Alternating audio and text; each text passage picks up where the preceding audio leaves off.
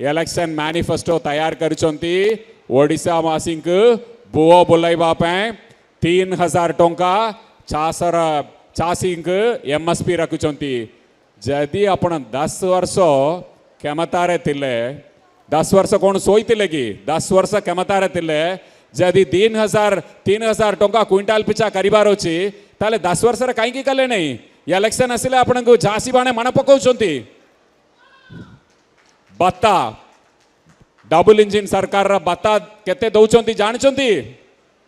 300 टंका मात्र 300 टंका बत्ता दउचंती डबल इंजिन सरकार नवीन इंजिन केते दउचंती हजारे केते हजारे एबे इलेक्शन आसुची डबल इंजिन सरकार कहउचंती तांकर मैनिफेस्टो रे हमें 3000 टंका बत्ता दबु आगे आपण 10 वर्ष क्षमता रे थिले 10 वर्ष आपणकर बत्तार रेट रखिले 300 टंका एबे इलेक्शन आसीगला 3000 करिबे 6 मास आगु 3000 करतिले कौन होता लोकों को टाकिबा पे ये सबू ग्यारंटी दउचंती चीटिंग करबा पे दउचंती आपण मानक पाखरु वोट नबा पे करचंती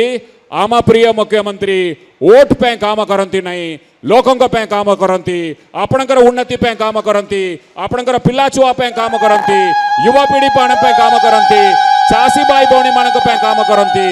सबु बेले से जो भी कुहंती एटा सुनंतु जब सबु बेले से तो कम कुहंती आम प्रिय मुख्यमंत्री।